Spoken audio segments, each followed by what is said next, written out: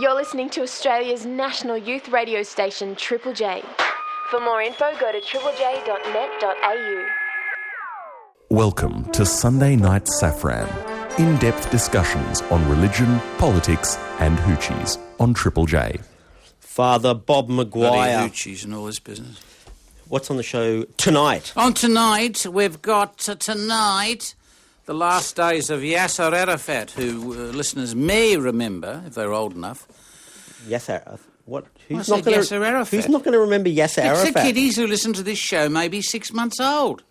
Oh, yeah, I guess For God's sake, they're all born now with implants. Didn't you know that? I baptised a child last Sunday. I swear to God, it had an aerial sticking out of its ear. And I said, Madam, are we covered for this? Because if I pour water, this damn thing could rust. You see what I mean? And she's covered. If there's any 6 month-year-old who don't know who Yasser Arafat is, go to Wikipedia and learn about him. But today we're talking to a magnificent film producer, are we not? Oh, really? We're not talking to Yasser Arafat. we're not dragging his corpse in here. Channeling, mate. I'm practising. Sherine Salama, is it? Or Salama? She's the filmmaker and she's coming into this very studio. No, she's not. Yes, she is. Yes, she's coming in. All right, in the flesh. Anybody can come in after last week's Andrew Bolt session. Anybody can come in. If we can handle Andrew, we can handle it. She had a dream that harm was going to happen to Yasser Arafat in Australia. She's a Palestinian Australian. Yeah. So she's like, I have to go. Before he goes. I have to go. And so she went all the way to Israel/Palestine and hung out there for... waiting for him to die. And months. No, waiting to get an interview. Oh, sorry. And then he went to France and she followed him. This is the Greater Union Cinema. And we've got our friend Jack Marx, of course. Jack Marx, troublemaker. And he's got... Author. Can you read his book? Do you know, this is what I don't understand. One of the best Australian non-fiction books ever, Sorry, the Little Stevie Wright story by Jack Marx, out of print. Sold nothing when it was in print. He got vilified. Jack Marx has got this problem. You need a bit of a ratio between people who like you and people who loathe you. You know, like just say Andrew Bolt, he'd have like a 1-1. You know what I mean? Or even if like for everyone who likes him, there's two people. Jack Marx, when he put out Sorry, the Little Stevie Wright person, picks up one fan, me, and gets about 68,940 people loathing him. And he's continued that ratio over his writing career. Well, he must write nastily or something. Yeah, Anyway, he's got a blog page, hasn't he? Called The Daily Truth, hasn't he? And we've also got in the studio, for God's sake, Vinny and Andy from the Midnight Juggernauts. Midnight Juggernauts, whose music I am one fan of their rock, electro, indie music. You've been Googling, haven't you? He thinks I've been Googling. They're coming on in. They're going to tell us how you make a hit. Yeah. Well, we are going to make a hit. You and me. We're going to do a duet. Like a novelty song? Yeah, why not? Well, you had me singing Latin, for God's sake. We don't have an idea yet. Maybe they could. We'll give that as their mission. You sing one of your Latin mass songs. Yeah. We'll give it to them and they can come back in a few weeks' time with a remix. Yeah, I reckon that'd be good.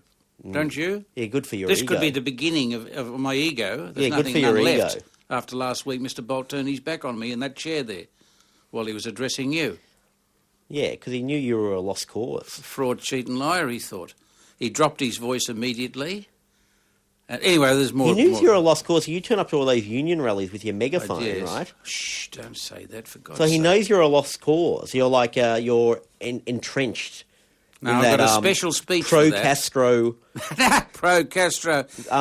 communist movement. Whilst me, I'm still up for grabs. That's why he was talking to me. He's a lost cause, me, the Marxist, eh?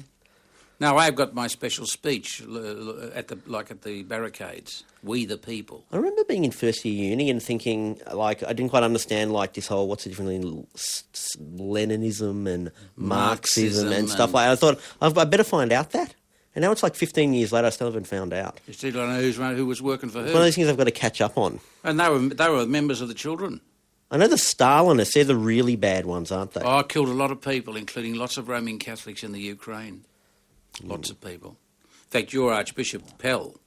Yes. When people are having a go at the Roman Catholics and says, you're always on the side of the fascists and all that. He said, don't you forget, They killed more people in the Ukraine than they killed anywhere else. And that was your Marxists. Anyhow, be that as it may. And we have Religious Song of the Week, but not for the podcast, people, because copyright reasons. Oh, God. What are we getting very conscientious all of a sudden? In the old days, you wouldn't have given a damn whether it was copyright or not. What are you worried about, your reputation or something? It's not me. What I'm meant to, like, make some big hoo-ha and big fuss. What'll happen? Triple J management about... Do they listen to this? I'm not in charge of the podcast, you know. Oh, I didn't know that. It just goes into some sort of, like, other world. Like I didn't know system. That. I thought this was all... You were running the whole show, including JTV. But that's not true, you're telling me. There's you think others. I'm, like, typing in the code or whatever? Yeah. The source code? Yes. I'm not doing that. Oh, I didn't know that. Anyway, shut up. Father That's Bob. what that was? Do you remember a couple of months ago I was telling you about how I'd been blacklisted and banned from my my regular library? Yes, that was atrocious. Because you stole a book.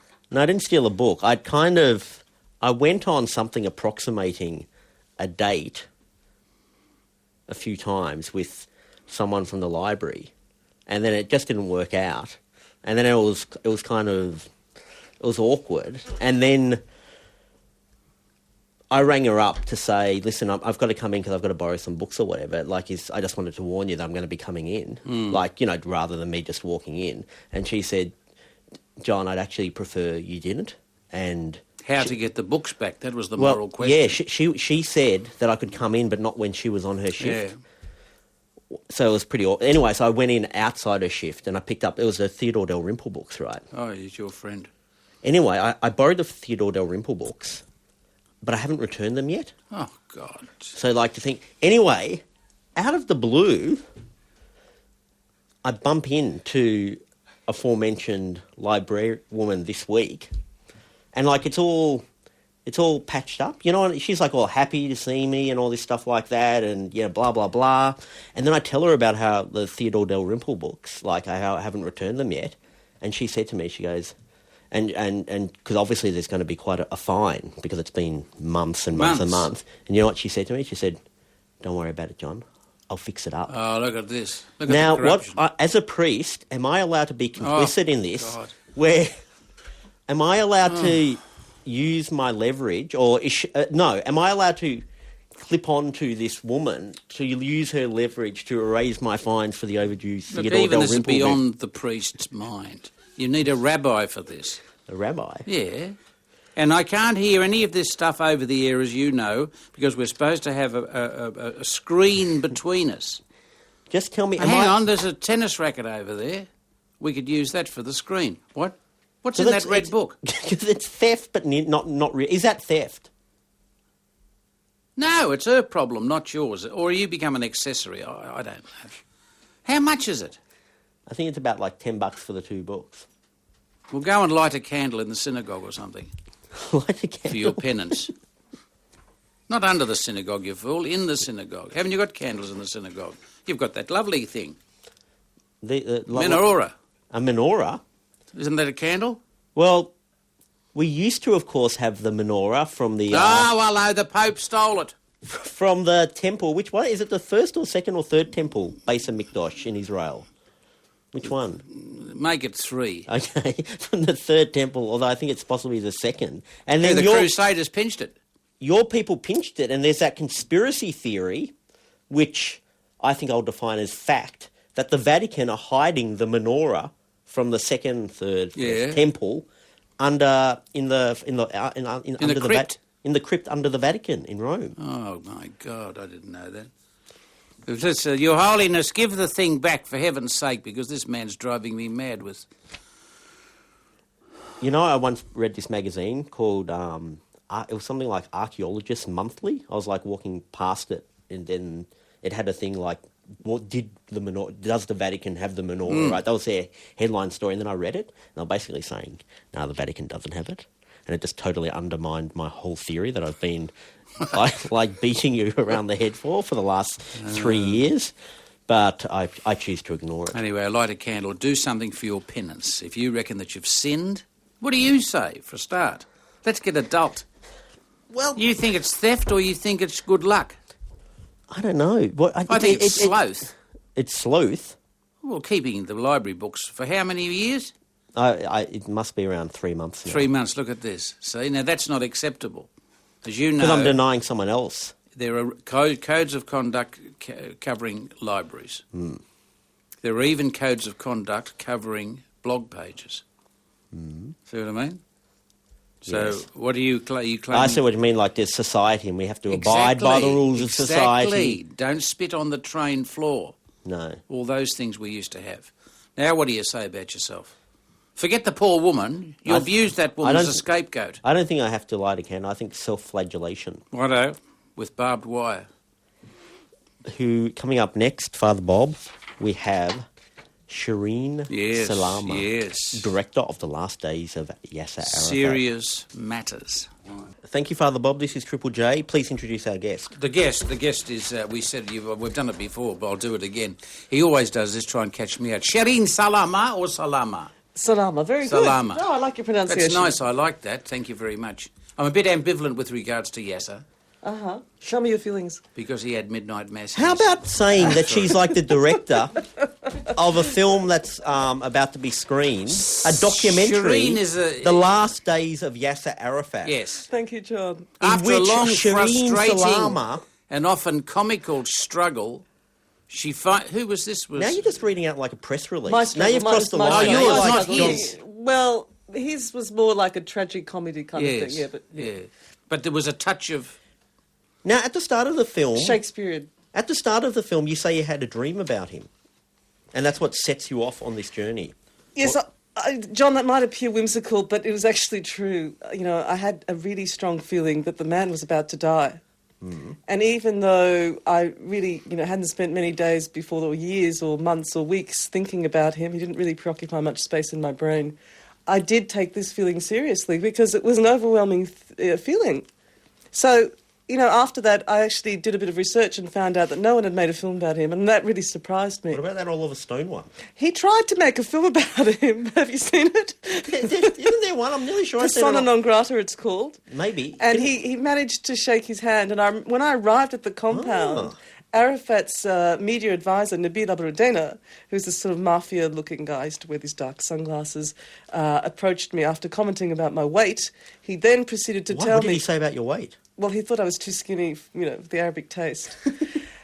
After commenting on my weight, he then proceeded to tell me that Oliver Stone had been standing in my spot like months before trying to make that film. But Oliver was keen on men in uniforms because he's made that Castro film before. And I'm not really. I'm not a political animal. And so you arrived there. How long did you have to wait? There were 2 waitings, wasn't there? Yeah, then, I made 2 trips. How long was the first trip? Just a few weeks. It wasn't long at all. And he got sick at the end of that trip, trip, which sort of started revealing his looming health crisis. And then you went back to Australia. Then you came back. And how long do you have to wait the second time? About 6 months. Wow. And you were hanging around his compound? I was. Tedious as that was. But it seemed like quite a whole scene had built up around there. Yeah, it was. It was quite an amazing scene, From the moment I arrived, the soldiers who guard his compound... let me go back a step and just say that one of the other reasons I wanted to make the film was because I was intrigued by the whole image of this sort of... He was like a Shakespearean character, almost, Arafat, and his situation and his plight. And he's like, to me, an old king, in his ruined castle. And I didn't really know what to expect. I'd have seen what everybody here had seen, the images on TV of him in his headquarters and the buildings around him being destroyed. But I didn't really know what to expect. So when I arrived, I was so pleasantly surprised by the guards at the front who were supposed to be basically minding. They were the gatekeepers, they were the security guards. for Arafat. And I just basically waltzed in and I said, "Hi, I'm Sherine, I'm from Australia, can I go in?" And they said, "Yeah, sure." Bad security there. Yeah. Like the guy who hugged John Howard this week with a screwdriver. Yeah, nice private schoolboy, though. You knew he wouldn't do any harm. What was he doing with the screwdriver? What does a private schoolboy do with a He was screwdriver? making adjustments to the ship, what do you call it, the boat that he was rowing in. See? Well, that makes You'd only sense. get half the story there. You'd have him hung, the kid. See? What a nice child to have brought up who runs around hugging everybody. But so we're in there. Now, isn't this compound getting smaller and smaller? Aren't they nicking bits? No names. But aren't the others nicking bits? The blokes in the white hats. Who are they? No names. Right. The other side. Right. Aren't they nicking bits of the compound through... Yeah, they were nicking the bricks and... Yeah. Nicking. I think what Bob's trying to say is when you were Yeah, at there, the in the compound, compound. Yeah. were the Israelis trying to blow it up? Oh, Is that what he meant by nicking? Yes, and that's what he meant the other side. It's just like nip, till the poor man was in a small, ever reducing... nicking. Oh, wasn't it? Were you under the threat of violence or death Thank when you. you were filming your doco? Well, what was interesting is that when I got there, I was told that, Arafat was captive in this compound. And yet I didn't see any Israeli soldiers around. And I kept asking the local Palestinian journalists, well, what do you mean he's captive? I don't really understand this. I kept trying to find out exactly, what this was all about. And I was being told he's there, he can't leave, and blah, blah. But apparently when I sort of questioned further and further, he could have actually gone elsewhere. Like, he could have gone to... The 7-Eleven. Yeah, well, exactly. Down It the was a nice Ramallah hotel. As long as he stayed there. And he didn't Bethlehem, leave. in the town. Yeah. Or get out altogether, wasn't that? He had to get the hell out of there. Yeah.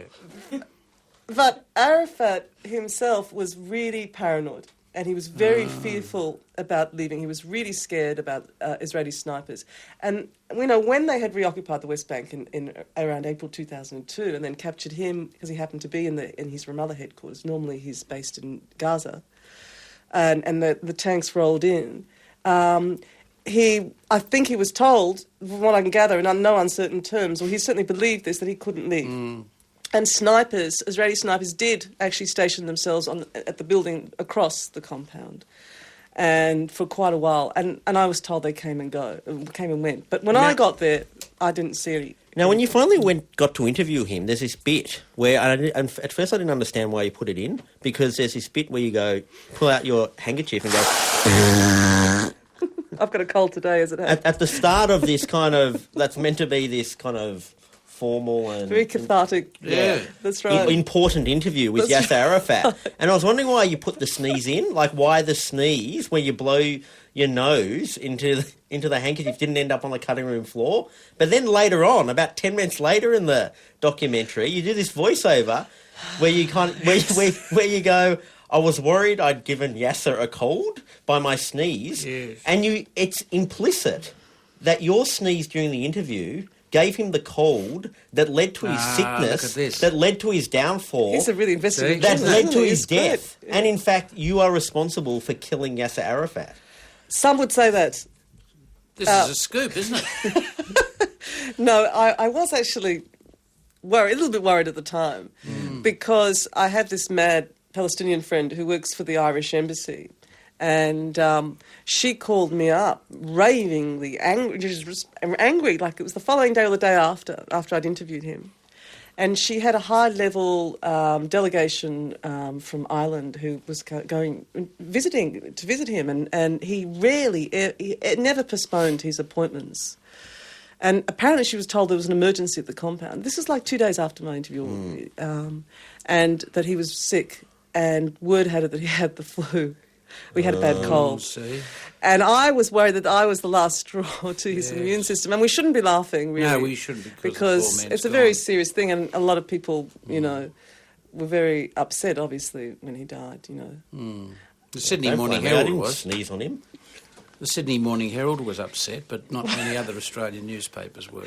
No, but, I mean, it was just a really bizarre coincidence, I reckon you should recut it and make And make what? Yeah, make that the sort of, like the centre. The onus. I'd put the sneeze at the start of the doco. What? I sneezed. I should change the voiceover at the front and say, maybe hype it call up a the bit film more. "I Killed Yasser Arafat" and start off with my opening sequence. Were you in Paris? Saying, I had this dream that it was my fate, my destiny would meet Arafat. But on a more serious note, nobody really knows what he died of, which is really interesting. His death certificate said, basically cause of death unknown, that he had a blood infection, but in fact they don't know what caused that. So that's really interesting. They may well have been disappointed now that he's not alive still. Yeah. Because they could have dealt with him in the lingua franca that passes between them and him. No, I get confused by his whole pronouns thing too. He's I always know, them I like and languages they he's and speaking. he. Now. I never know what he's on about. He died in But I Paris. like him, he's a good character. He died in Paris, He did. didn't he? He did. And were you there at the end? No, I wasn't. The only people really who got on that helicopter when he left the compound, in a very epic, dramatic way. I mean, it was just amazing, the drama of his sort of departure. The father of What did your Palestine. parents think about you going back? Because you start talking about... Is it both your parents or only your mother? No, my mother's Palestinian. You start talking about your mother to Yasser. Because he asked me about my family at the end. And in fact, that's the most revealing thing about the interview. Because, the rest of it, you've seen the film. Yes. He sort of gives me the sort of political rhetoric. But at the end, when he thinks the cameras aren't rolling, he does. He turns around and starts asking me personal questions. And that's what he was interested in. He was like a village elderly, To me, he was like a tribal sheikh, And I think he was really misunderstood in the West for that because he was quite simple in that way. I mean, he was a complex, obviously, and kind of, he was an enigma. But in that regard, it was very easy to see what his motives were. He was a village elder.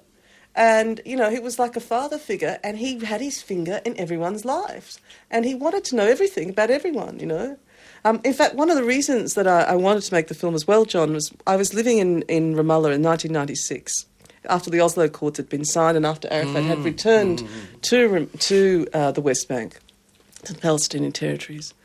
And I used to hear all these stories of things that he did for people. And, and just witness stuff myself. Often a convoy of cars would go past my house and Arafat would be in the first car. And, he'd get out really quickly and he'd go into someone's home and it turned out to be a widower, a widow who, had lost her husband or her son, and he was going to pay his respects. Wow. And that's the kind of level that he used to get involved with his own community. He was a very community-oriented person, and I guess that's why people really revered him. And when he actually did die, there was quite an amazing, overwhelming outpouring of grief, because I think Palestinians they were in shock, firstly, and they felt lost. There was this real fear in their eyes, what now? So is your mother happy with the film, your Palestinian mother? No, I've only shown her the interview, but I haven't shown her the whole film. She's going to come and see it on the 13th of August properly. Oh, nice plug. Yes. Everyone's there you go, in Melbourne. Part of the Melbourne International Film Festival, screening on August 13th at 11 a.m. Well done on getting it in. Although well done within a context, because there are about 970 films in the whole thing. I don't know exactly how many there But are. well done anyway. Well, thanks for that backhanded compliment. Yeah. No, That's nice of him, isn't it? That was a four-handed compliment. Oh, well, okay, four-handed. yes. Okay, good. The others get the other hand. And what next? What's your next documentary or film going to be about? I don't know. I'd really like to make a film in Paris or something, somewhere really nice that involves music and a really lovely, peaceful, creative space, I'm really exhausted. It's so exhausting making these films. Where did you get, not the bug, not the flu, where did you get the filmmaking bug? Well, that's a big question. Do we have time to go into that? No, he'll tell me. As always, just as it's wrapping up, winding up the interview, I've given This happens to me details every of the time. screening. I get to the nub and he does. says, shut Well, your mouth. okay, go on. You take over, go on. Where did you learn the filmmaking art? Well, Sherine? I actually never really studied filmmaking in that kind of sense, Bob. And I guess I watched films. I used to, for a short while, be a reporter in television. Here at the ABC, yes. And but I mean, I guess I was very keen in expressing my ideas in a more sort of creative, long form way. That'll do, Sherine. Thanks very much. Well, you're welcome, Bob. Well, I mean, he's making signs at me behind. Thank you, Sherine Salama. And your film's screening on August 13th in Melbourne. Is it going to go around Australia? Yeah, it's gone to Sydney, and it's going to actually start its overseas film circuit, festival circuit soon. So Thank God. thank you. You're listening to Sunday Night Safran on Triple J. Hey, in Mennonite news. Oh, Mennonite news. You're all the way from the US of A, and they came from Germany in the first place. You knew that. Floyd Landis, the cyclist who won the Tour de France. Do you want me to translate that? Or you understand? No, that's all right. Possible drug cheat. It's up in the air at the moment, but he's won, won the Tour de France. He's a Mennonite. You know who the Mennonites are? Yeah, the Yanks. They're like they're from the same... Amish, you they're said. like the Amish. That, of course, our audience will know from Amish Paradise. They're a similar kind of group, but a different branch. Yeah. Did you know, but he's not the only famous Mennonite. Do you know other famous Mennonites? Just give me 1 second, I'm going through my papers. Men only? By time. Of course, not to be confused with Maronites. No Maronites. Don't mention the war. That's where it's on now. Maronites are land. the Lebanese Catholics. Christians. All right. Catholics. Like Steve Brack's and Steve Brack's sister. Descendants of Who goes Saint to the Maroon. Lebanese deli in Brunswick Street. But JC, getting back to Mennonites, not Maronites, JC Chazez from the boy band NSYNC, Mennonite. Oh, yeah. J.L. Kraft, founder of the cheese company Kraft, Mennonite. Milton Hershey, founder of Hershey Chocolate Company, Mennonite. Canadian actor Brendan Furr, star of the television series Roswell. I don't know what that is, but Mennonite. Canadian actress Evangeline Lilly from the TV series Lost, Mennonite ancestry. And, interesting, saved the big one till last. Who? Simpsons creator Matt Groening is a descendant of Russian Mennonites. Oh, that's very illuminating. But you haven't mentioned one Australian. Australian? Can you be an Australian Mennonite? Why not? Well, how would you have got on the plane when you have to, say no to, electricity and spinning propellers and How'd stuff? they get to US of A? Oh, they got Like on a ship. boat or All something. Right. But I believe there are... Reformed Mennonites. I think there are a couple of Amish in Australia, which I have no idea how they got here or what they do. Because I've been trying to chase them down for years, and of course there's a problem because they don't have telephones and stuff. And you can email them, but they don't want cameras because they're against cameras. Blah blah blah blah. I think you're going to have a difficult time finding them. Father Bob. Yep. We'll have a talk to someone else after this. Thank you, Father Bob. This is Triple J on the line. Mr. Weinstein? Yes, Mr. Safran? Jeremy Weinstein. You were in school with Jeremy Weinstein. Scrabble No, partner. I hear your film. I hear through the traps that your film has made it to the Rhodes Island Film Festival. Correct. Is that good or bad?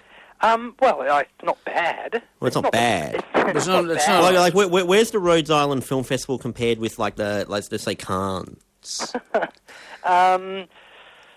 Lower. Lower? What about compared with maybe some, like the Toronto Film Festival? Lower. Melbourne Film Festival? I don't know, probably lower. It depends who you speak to. Being the fact that the Melbourne Film Festival is currently on, I should say lower. No, but I mean, it's hard to quantify it in that way. Needless to say, it's sort of what Sundance used to be before it became Sundance. So it's this kind of little American independent. Now, the story, I always tell people the story of you getting your film up because it's fantastic, because the whole mentality of us Australian archetypes is that we have to like go to the government and, you know, get money out of their film funds, right? But in America, the equivalent of us archetypes, what they do, because they don't have all this government funding, what they do is they kind of go schmooze with like rich people, like dentists. So they'll kind of like, they'll get sort of like a presentation together and then sort of like go to dentists or like property developers and try to kind of dazzle them and talk about how, you know, you're a property developer today and you're a dentist today, but you could be like a film producer, and then they get investment that way. And Weinstein applied that American thought to Australia, and it worked, did it not, Mr. Weinstein? With the dentist? Well, not with a dentist. So basically you got some guy, a private individual, Correct, to cough up how much? It's always growing, but it's currently about $1.3 million. Oh, Jeremy Weinstein. That is fantastic. That is so good. Would benefit from a few of those dollars, I'm sure. Well, no, but I mean... Now, is he happy with the result of this film, which is, of course, called Will? Yes, he is. He's very happy with the result of the film, and he's What was he? He's like a property developer, is he not? Yeah, he's not like one. He is one. And so, and you didn't know him beforehand? No, didn't know him beforehand. And he's not like part of the community or anything. No, if you kind of get my drift, he's just some some Italian guy, isn't he? Yes, he is. I know that would be the subtext of all the anti-Semites listening. Would be like, hey, you got some, you know, some rich fellow Red Sea pedestrian to kind of cash up the dough. That's right. No, I didn't. I got some drug peddling mafia. Mr. Mockbell. That's right. So I did. I applied the very same system, and I didn't know him beforehand. And a friend of mine suggested I go and have a chat to him, and I had a chat to him, and he came forth with the money, with the goods. And how many? Because you tried to get the funding from some other a group of other rich bastards, and it kind of worked for a while, and then they pulled the money away. Did they not? Well, they didn't actually pull the money away, but what the first road I went down was to actually speak to a financial manager, someone who had a lot of wealthy clients who he was managing their investments for, and he actually suggested that I approach them as a group and see if I could get 10 or 15 people to part with $100,000 to $150,000 each to make up the $1.5 million that I required to make the film. And that was going along swimmingly, and as you said, I put together a wonderful presentation and so on, and about 2 days before we were actually going to present to this group, I got a phone call from the financial planner who said, no one's actually interested. So I had steamed along under the impression that it was going to be... Kenny, people are probably hearing about this new Australian film that's going to be out in about a month called Kenny. That also was not government funded, but was approaching rich bastards and getting them to cough up the money for your film budget. Correct, as was the Melbourne Film Festival opening night film 237, which was also made by an individual, ostensibly from private money. I don't know if in the end there was some government money to help him get over the line, but certainly the majority of it came from private funding. So it's certainly an approach that others are realising is a way to short-circuit the system, because there are a lot of people in line for government funding, as it were. So it's either join the queue or jump the queue. Wow. No, are we allowed to know what it is? What? The film? Oh, yeah, absolutely. It's been finished. In fact, it's going to screen at the Elstonwick Classic. In Melbourne? In Melbourne, sorry, thank you. I forgot it's a national show. On October the 19th. And I'm currently seeing if I can get some Sydney cinemas and other states to follow, as it were. But no, the film is called Will, and it stars Matt Datinsky and Max Gillies and Evelyn Crape and some, fair income actors and the like. Plot? It's all set inside an accountant's head as he contemplates a promotion. Very exciting. Yeah, well, very exciting. He imagines his head as a corporate elevator. I'm surprised more films don't sort of revolve around accountants. Because everyone's getting it wrong. All the people who produced Triple X, yeah. They were like, hey, yeah, let's base it around some vigilante spy racing car driver. But really, that's not what the kids want. The kids want an accountant. That's right. The kids want to know what people do when they're counting other people's money. And your next film? Yes. Yes, what about it? Well, picture, we've got very rich people listening to Triple J. Oh, I tell you, I could tell you, but they're so top secret, I haven't even thought of it. Ah, excellent. No, well, I'm in the process actually of developing a few ideas, none of which are really ready to go yet. That's one of those sentences. Let me tell you, I'm in the process of developing some new ideas. What does that even mean? I don't know. It's too late for me. I have a number of projects at various stages of development. Now, That's the smoke and mirrors way of saying I've got nothing at all. thank you very much, Mr. Weinstein. And who won the last Scrabble game? I've kind of forgotten.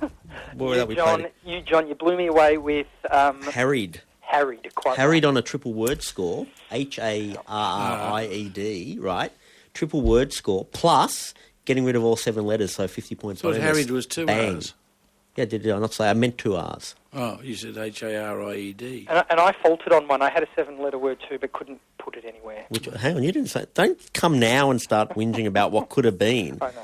If it's not on the board, it's not on the board. Thank you very much, Mr. Weinstein. Thank you very much, Thank you, Mr. Jeremy. Safran. Thank you, Ta-da. Mr. Father Bob. Ta-da. Bye-bye. This is Sunday Night Safran. This is Triple J. Thank you, Father Bob. I don't know why we're talking so much about films tonight. Here's from the guest book. Hi, John. I saw you at the Melbourne International Film Festival screening this evening. Obviously not this evening, but when you typed obviously, yeah.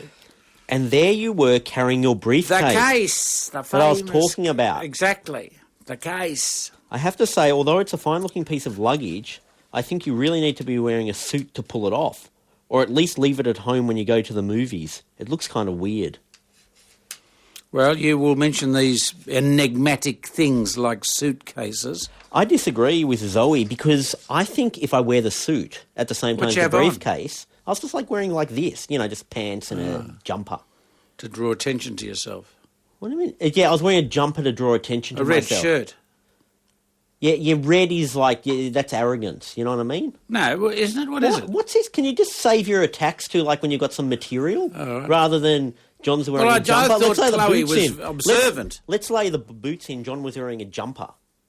What kind of a jumper?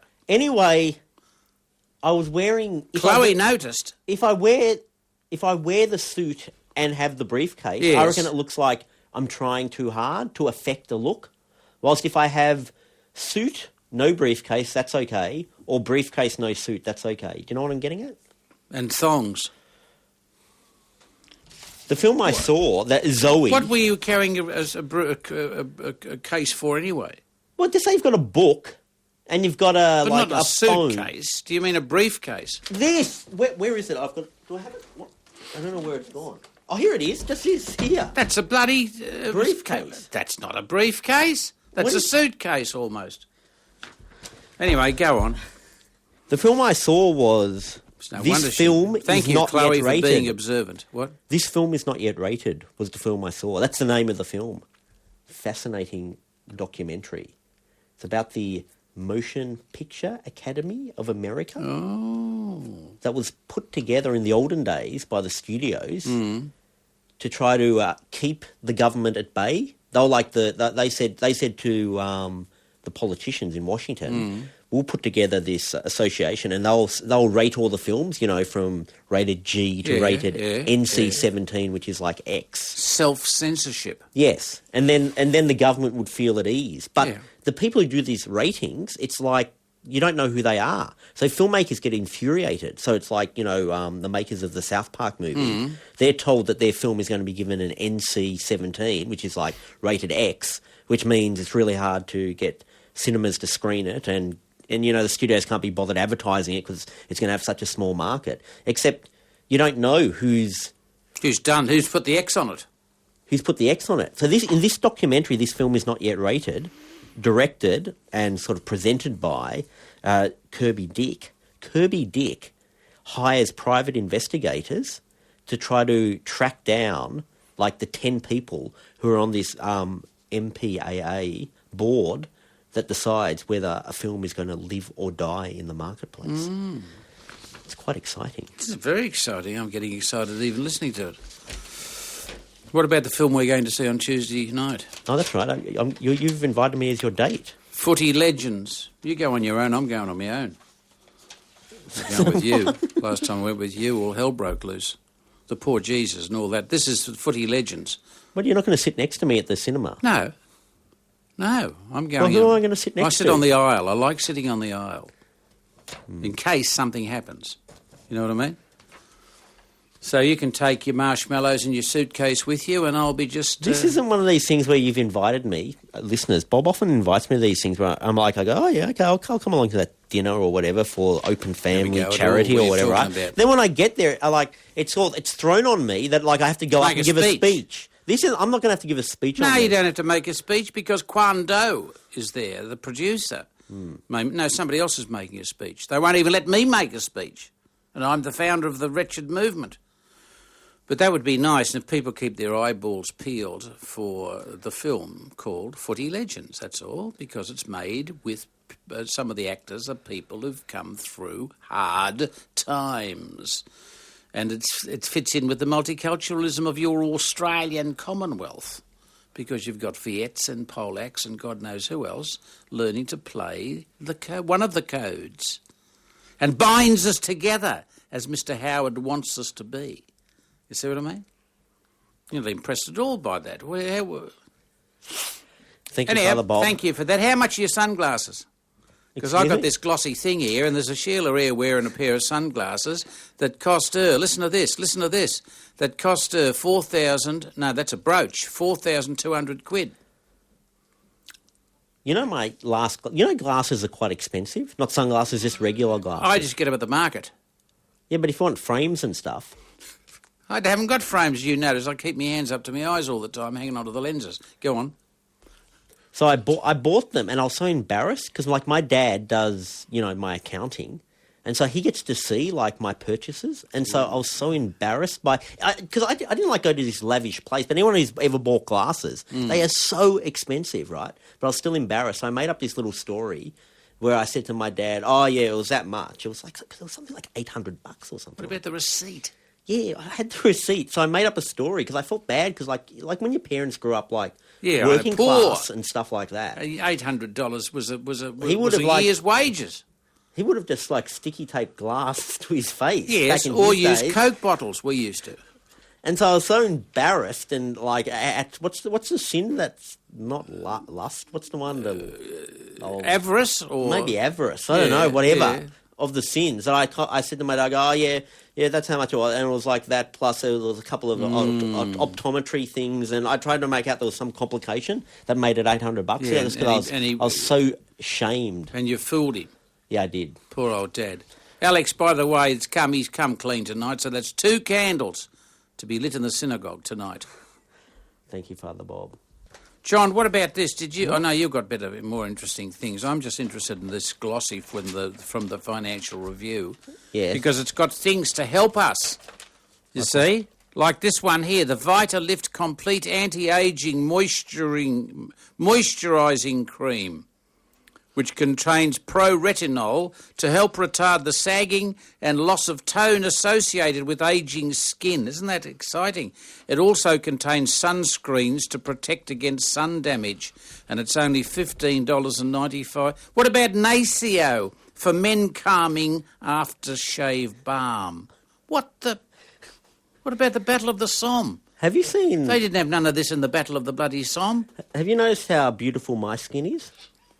That's because when I was growing up... I remarked on that. Whilst everyone else was out playing cricket and being an Aussie, I was like the little kind of skinny little putting on pasty moisturising nerd. Skin in the No, I was like inside my bedroom with the blind down. Yeah. Doing what? Like doing the Mad Magazine fold-ins at the back and sort of like making mixtapes and like, writing poetry and stuff. All the stuff that you get mocked for when you're young and alienated and marginalised. But now, at my age, whilst everyone else looks like Nolene Hogan with like just leathery kind of jowls. Don't do that because I feel embarrassed. Yes, go on. They look at me and I'm like Audrey Hepburn. Yes.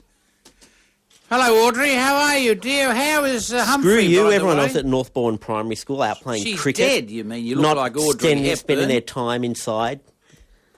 You look like Audrey Hepburn who's dead, you mean? No, what? She is dead, isn't she? Yeah, she's dead. The African Queen. She's dead. Do you mean Catherine Hepburn, you mean? No, definitely Audrey Hepburn. Oh, sorry. All right, well, I'm not going to go on about this anymore, except maybe Kenneth Cole. If you squirt this stuff on you, it says here, they come running for miles. Are you allowed to wear makeup if you're a guy? If you're a guy, I thought all guys are spending all their time and money making up their dials, aren't they?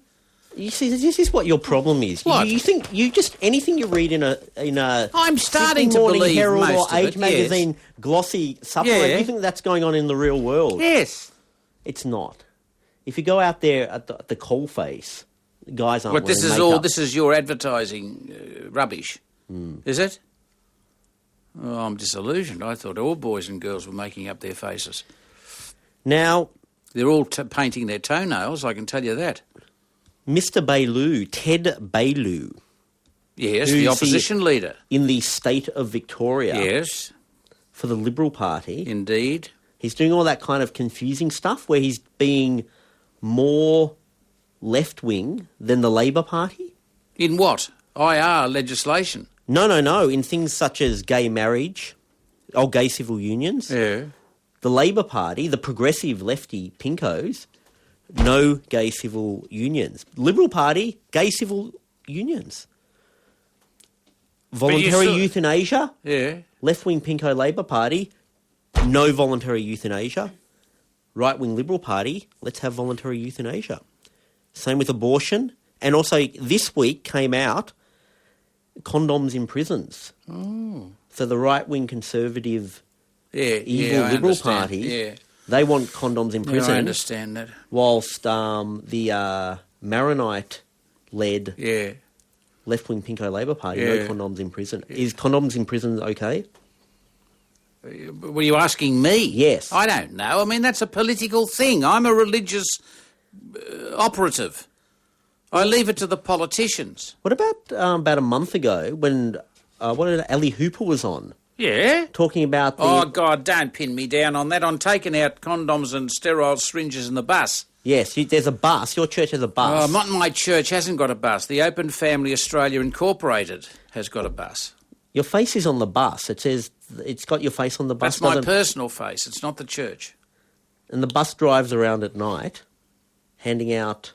It's Not handing them out, for God's sake, as though they were lollies.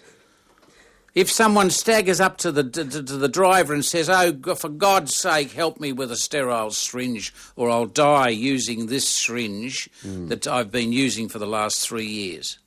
Or condom. For God's sake, issue me with another, because my white mice are not sleeping dry at night, and I need sleeping bags for all of them. Please give me a dozen of those things." This is like the Father Bob shaggin' wagon. That's what it is. God's sake. Look, I'm in enough trouble as it is. Anyhow, that's what we call harm minimisation. You see what I mean? Go to the guest book if you've got examples of either right-wing people being more left-wing than left-wing people, or left-wing people being more right-wing than right-wing people. It's called politics. That's what it's called. Coming up next, Jack Marx. Father Bob on the line. Our friend Jack Marx. Jack Marx. Australia's leading Leading what? researcher and novelist. leading provoker of blowback due to writing words on a page. I was on the edge of my seat there for a second. Sometimes I start a sentence and I don't know where it's going at the end, and then I realise, hang on, when you do that in real life, it's kind of okay, but when you're on radio... Exactly how you feel, don't worry about it. Now, you, of course, just the brief CV wrote, the little Stevie Wright story. Yep. You ghost wrote the damage done about whom? Warren Fellows, the heroin trafficker who went to prison for 10 years, thereabouts. And recently, probably the big thing that got you in a bit of trouble, bit of blowback, was you wrote an article about Russell Crowe. That's right. Because he'd taken you on board as a sort of publicist. Mm-hmm. And things didn't go well. And then you thought you'd write an article about it. And at the end of the article, the most interesting thing is you sort of imply that he sort of, in a coded way, may have said, "Jack, shut up," or "bad things can happen to you." Well, it's still a a topic of some debate as to whether that was what he was actually saying. But basically, he wrote a sentence to you in an email in which he mentioned someone who was in the mafia. Yeah, well, he's got a friend who is from a mafia family. He wasn't actually in the mafia, I don't think. In further investigation proved that he was no more in the mafia than I was. He's a dresser, but in film. But nonetheless, he's you haven't been killed since then, so no more blowback from the Russell Crowe expose. No. I didn't really expect any, to be honest. It was just all puff and nonsense. And then I noticed you've got in trouble because you have a column on the Sydney Morning Herald, an Age website, called The Daily Truth. Yep. And someone was laying the boots in because I was saying that your column was a deceptive it was just an ad for the sponsor Absolute Vodka. Well, the Absolute Vodka certainly sponsor the blog. Yes. Which is what it is. It's a blog off the SMH website. The address is http://blogs smh.com.au, dailytruth.com. But, this is advertising. I mean, it's nothing new. Yes. I'm a little surprised, to be honest, that anyone is taking issue with advertising.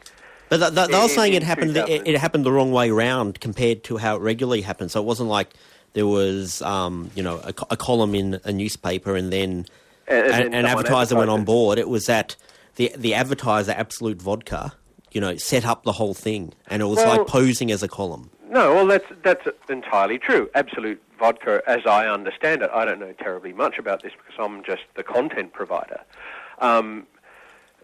As I understand it, and I don't even know that this is true, I'm just going from what the journalist who wrote that said, but approached Fairfax and said, we're interested in sponsoring some kind of blog thing. What have you got? And they came up with me, and the result is The Daily Truth. But see, I don't see why that is an issue either. I mean, whether advertising is sought or whether it finds its target, so what? The point is, Absolute have got absolutely nothing to do with. I see you've done a product placement in your defence. Here I am, sneaking it into the conversation. Yes. But they've got nothing to do with what goes into the blog. I haven't heard a peep out of Absolute. They've just got their cut the crap ad on the side of the blog. And because the rather, and I'm on your side here, the rather kind of tenuous kind of accusation was because you wrote some anti-drug or something that was perceived as anti-drug. I had a couple of days where I did a drug series, which was, sort of like a from the street look at the downsides of illicit drugs, namely marijuana, cocaine, amphetamines, as in speed and cocaine. So your critic said, how come you wrote about the downside of that and not the downside of alcohol? Aha, it was because of your sponsor. Yeah, and then suddenly all sorts of sinister cables are discovered in that. But, alcohol is not an illicit drug. I think everyone knows that. It might well be harmful if drunk in excess, but, it would hardly have been politic of me to go slamming into alcohol, the evils of alcohol, given my history with, as far as the passion towards that particular intoxicant concern. And, on top of that too, I've been looking in newspapers. I remember as a kid being very fascinated by newspapers in the library, so looking them up on microfiche, newspapers from, the 1860s. And so there of course, were ads for, opium. Dr. Jerd's miracle jungle juice. I mean, advertising in newspapers is not a new thing. And, Father Bob, you Yeah, have opium. you have the what's it called, the Southerly Buster? Yeah, me church newspaper. Would I put absolute vodka? Yes, in the Southerly. I don't know. Buster. It depends. Well, let me ask you this, Bob. Yeah. If your paper was about to go down, yes, not suggesting that the SMH is anywhere near that, no. but if it was about to bite the dirt, and suddenly Absolute Vodka popped up and said, "Well, look, we'll pay for the upkeep of your printing and your staffing costs." What do you reckon? Now, don't you think you would find that a Give us the money. fair sort of trade-off, that you're still allowed to bring your message to the people at the same time as, putting a little ad on the side? You're starting to sound like a religious bureaucrat, Jack. Well, you're making a good case for that. But it happens a bit with us because smoking companies, and I think the casino oftentimes say, "Hey, listen, here's a few thousand quid we've got left over from last week's massacre or something. We'll give it to you for a good cause." And then the board bloody well fights all over the place after they've been crying their eyes about having no money to help the poor. And then I walk in with a bag of money and say, "Here you are. Help the poor." They said, "Where did it come from? Dirty money?" Father, not Father Bob. Jack, I'm going through all the blowback here. Yeah. I've ticked the box. You've talked about the Russell Crowe blowback, the Absolute Vodka blowback, the Israel blowback. You wrote a satirical piece about how Israel should be moved to Tasmania to stop the fighting. Yeah, well, my point there was that, if you've got a kid at school who's getting into fights every day, ultimately for the good of the kid and the good of the school, maybe after, 60 years of violence, you might think of relocating him to somewhere where he's going to be safer and everyone else is going to be safer. So, yeah, sure, it was a completely satirical piece and it wasn't meant to be taken necessarily seriously, but naturally... Did you know this? Because I, of course, don't deal in facts. I deal in factoids. And when I was reading your piece about moving Israel to Tasmania, something clicked in my brain because I've done research on things before. And I remember when it was either Speaking in Tongues or Versus God, I was looking into... Have you heard that when they were going to set up Israel, there were different places around the world they were thinking about? I have since discovered that, and I've since discovered that Tasmania was actually one of them. Correct. Aha! Ring the bell, girls and boys. All I can say there is great minds think alike. And when they were going to set Israel up, one of the other places was Uganda. A guy called Leon Gettler has written a book called An Unpromised Land, where he talks about places in Australia that they're thinking about. Yeah. Yes. A guy called Critchley Parker Jr. went on an expedition in Tasmania on his own and kind of screwed up, didn't get enough, because he was surveying the area, possibly to be the new Israel, and died. I thought it was twice the size of Israel. Oh, probably more than twice the size. It's got a fraction of the population, and provided the Tasmanians were dealt with kindly, I couldn't really see a problem. No, but anyway, good plan. And what kind of blowback did you get for that? Well, the blowback from that was, we got close to 300 comments from people, and the thing is, they were all very passionate. Not all of them were passionate, but the majority of them were very passionate. These are comments that were posted on the blog site. Yeah. Yes. And actually, I have to say, I learned a fair bit from it because I learned two things. One, being a fair bit more about that conflict than I knew about. But the second thing was that here is the reason why that conflict is ongoing, is because there seems to be a tremendous volume of information on either side that supports either side's argument.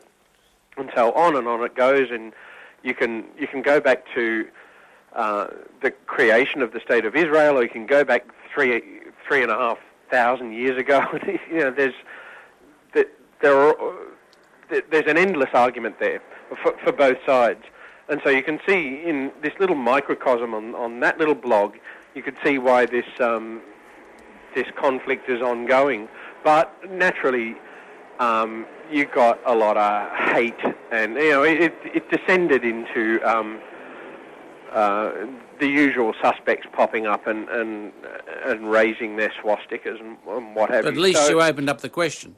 Yeah, but in the end, it became the wiser choice to take all the comments down because it was just, it was looking ugly. So, that was, I should have known better. It was a bad call. Try it. Light a candle, Jack. That'll do your penance. Well, now, what trouble are you planning to get on in the next fortnight?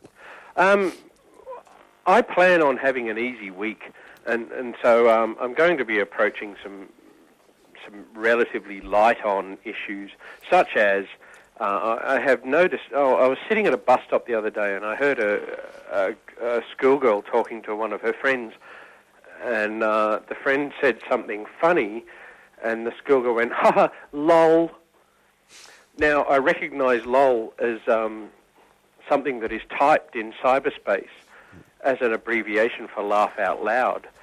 So suddenly, these abbreviations that happen in cyberspace are starting to eke into our common language. That'll cut down the length of conversation. Well, yeah, and I thought what we need is a dictionary for these things that explains pronunciation and... Yeah, do you know, if that gets into the English language, that will be allowed in Scrabble. I'll tell you why, because people think abbreviations aren't allowed in Scrabble, and they're not. So they're not if it's like the ASAP, because it's an abbreviation, but... if it becomes a word within itself, such as there's this term, snafu, situation normal, all effed up. Or acca. And because people say it as snafu as opposed to SNAFU, allowed in Scrabble. Well, you'll score lots of points for whatever the abbreviation is for roll around laughing my arse off, because that is a common one in chat rooms and stuff. Rofumlau, I think is the pronunciation.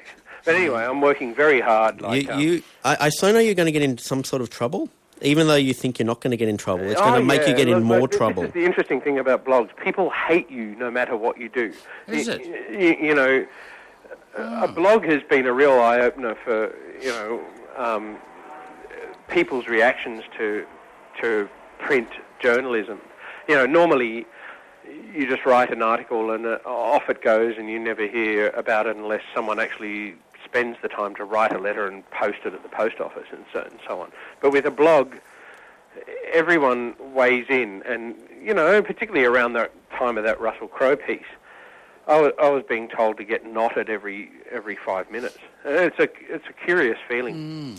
Thank you very much for joining us. And if people want to see your Absolute Vodka ad, what's the website? HTTP. Well, the best thing they can do there is go to the Sydney Morning Herald website, and one way or another they'll find it. I don't feel like rattling off that bunch of letters and strokes again. You've got too much integrity to do a product placement like that. That's absolutely Thank you very much, Jack. Thanks, Jack. We'll talk to you again soon. Bye-bye. Okay, see you, Bob. Did you know that there's a special exhibition at the Customs House, otherwise known as the Immigration Centre, of the Maltese people? You'll be going to that, of course. No. We haven't. I find that quite suspicious, that product placement, seeing our producer is of Maltese extraction. Yes, while you were out of the room, she in fact threatened me with more nougat. What was that stuff that you... Threatened you with nougat? The thickest, stickiest nougat. From Malta. From Malta. So she bribed you. This is like threatened me with it. This is like John Law's Writ Small. Yeah. See, these little things happen. You turn your back, you see, and then you don't realise what they're doing to me while you're gone. Speaking of corruption, Father Bob. What? I can't believe how much you've... changed. Yeah, you've changed, man. Yeah. I remember back in the days it used to be about the theology. And they were the days. No. Letters from Vicar Generals about whether you can have confession on the air. Bob. I don't usually like to talk about business on air. It's a bit awkward. What is it? But I made a reference to it last week, and now it's kind of really blown up. What, do I need a lawyer? Well, Bob, as you know, Bob doesn't. Bob gets paid. Like Get out. When you're on speaking in tongues, you're right? going to betray me now, aren't you? No, This is like Judas and Jesus. When you're on speaking in tongues, or you're on the right, you get a fee, but it doesn't go to you personally. It goes to the church. It doesn't go to the church. It goes to the Father Bob Maguire Foundation. Okay, so but basically it goes to a charity arm as opposed to you personally. Yeah. So. Yeah, let me think about this. I haven't even had time to think. Yes, I'll say yes. You'll ring Mary Jane. Get a lawyer. I need a lawyer. Go on. I thought in my one moment of philanthropy. Yeah. I was thinking how, you do a lot of work and, it kind of... How can we give something to you? You never thought that at all. That goes to you personally as opposed to the charity arm. So, the production company of Speaking in Tongues... Here we go. Bought him... Here we go. A ticket to Scotland to see his family before he dies. Because let's face it... Or who dies? Before you die. Let's face it, I thought it was before they died. Or before you both die. All right, go on. So, basically, this ticket to Scotland has been purchased. Yeah.